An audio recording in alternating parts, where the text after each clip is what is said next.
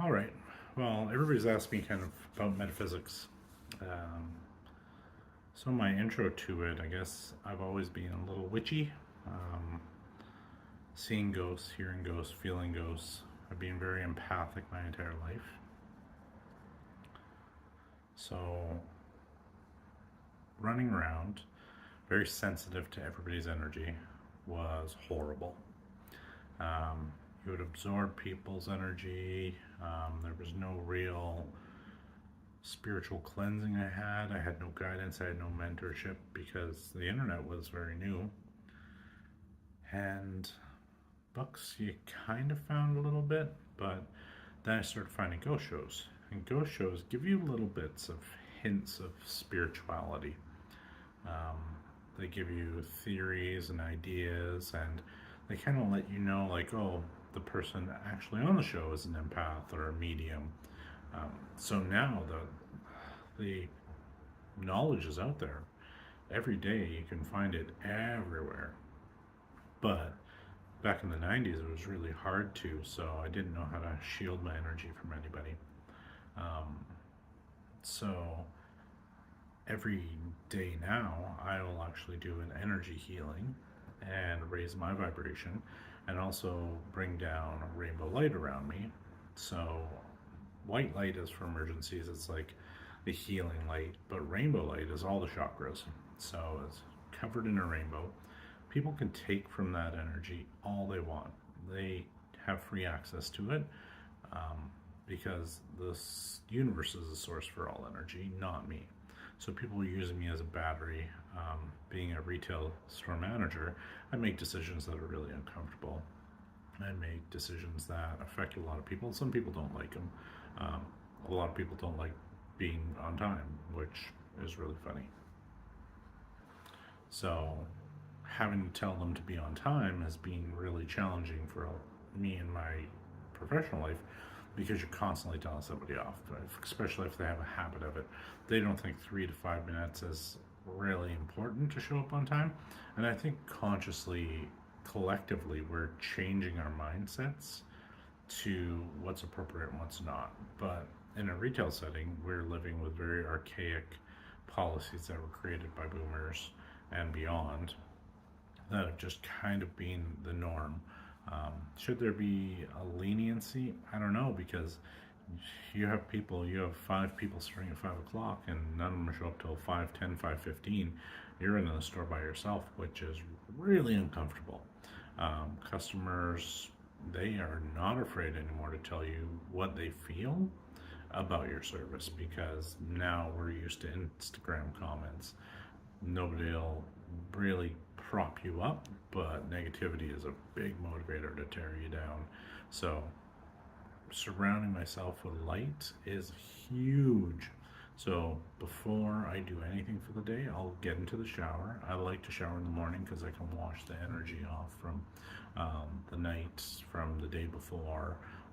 Sometimes if I've just had a very emotional day, I sometimes shower at night and in the morning. Um, you have to do a meditation. So the theory behind all energy work is whatever you have intention of is what you're going to do. So your energy is a tool that works for you.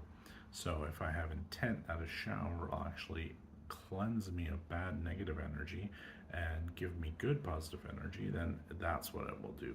So manifesting it, I think a lot of it is your subconscious goes, I want to keep you alive. Um, and doesn't like change. So it has a hard time believing a lot of things and doesn't want change, so it'll sabotage change. That's why when you're meditating, you have all those thoughts coming in.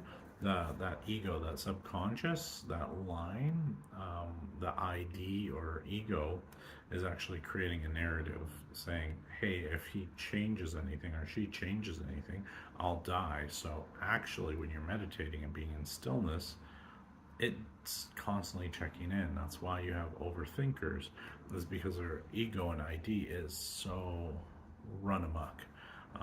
So when you start meditating, you start killing that ego a little bit, and it starts becoming a tool for you instead of you becoming its possession, its way, its food. So because it needs fear, it needs insecurities, it needs those things to actually survive. And the more you feed it, the bigger it gets, the harder it is to calm and quell. I spent a decade trying to quell mine, and yet still today I crave connection with people. So I'm reaching out to friends to talk because I'm alone in my brother's apartment and I'm having a great day, but at the same time I do crave connection. So I'm probably going to go out and get a coffee right now. People watch, that's why I like people watching. It's a connection without a connection. I'm going to sit there and journal. I'm going to sit there and draw. I'm going to sit there and do what calls to me. But I really wanted to get these videos done before the sun goes away and the clouds are rolling in. So I'm using natural light in his apartment because that makes me look good.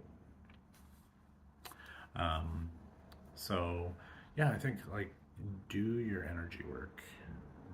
Sit in meditation. That is the start. If anybody says I want to start on a spiritual journey, yoga was actually designed to be the gateway to meditation.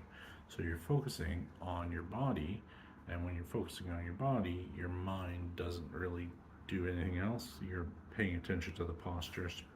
You're actually getting a still mind. A lot of it is deep breath work. You're focusing on something else other than the ego. And that is the secret. That ego is there to keep you alive, saying, don't touch that hot burner, but also at the same time, he's overplaying every situation in your head, scrutinizing it, thinking about hidden meanings, when honestly that person might not have any hidden meanings. They might just have love for you, and you're now corrupting it. You're turning it evil because a lot of it is how you view the world. So start with meditation. Meditation. Start there. Start with yoga. You want yoga? Free courses online, I'm sure. You can find it anywhere. Buy a book, YouTube, anything. Pinterest, that's a great place to find a lot of stuff. Start there. This is not clickbait. This is just me helping you, saying don't worry about crystals, don't worry about any of that. Just start with meditation. Know yourself. Till next time.